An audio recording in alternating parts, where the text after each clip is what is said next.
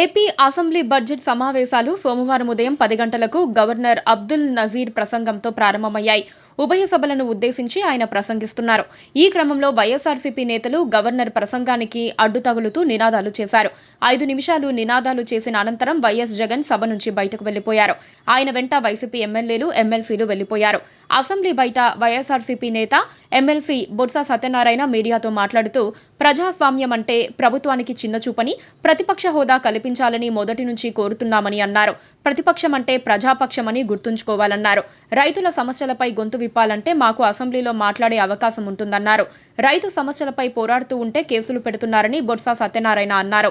Governor Abdul Nazir మాట్లాడుతూ super 6 పథకాల ద్వారా ప్రజలకు మేలు చేస్తున్నామని, మౌలిక వసతులపై ప్రత్యేక దృష్టి సారించామని వెల్లడించారు.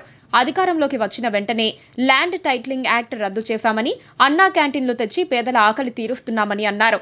కూటమి ప్రభుత్వం వచ్చాక రాష్ట్రాన్ని గాడిలో పెడుతున్నామని అన్నారు. కూటమి ప్రభుత్వంలో తలసరి ఆదాయం పెరిగిందన్నారు.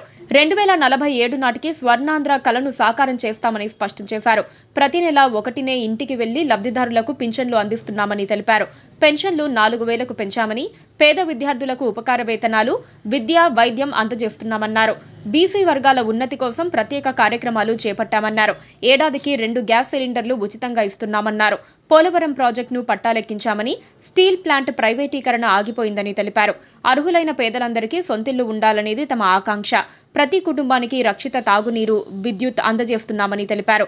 స్థానిక సంస్థల్లో పోటీకి 2 పిల్లలే ఉండాలన్న నిబంధన ఎత్తివేశామని తెలిపారు. ఐటీఐలు, పాలిటెక్నిక్లలో 200 స్కిల్ హబ్లు ఏర్పాటు చేశామని గవర్నర్ అబ్దుల్ నజీర్ పేర్కొన్నారు. Please subscribe to KTV Telugu. KTV Telugu. KTV Telugu. KTV Telugu channel.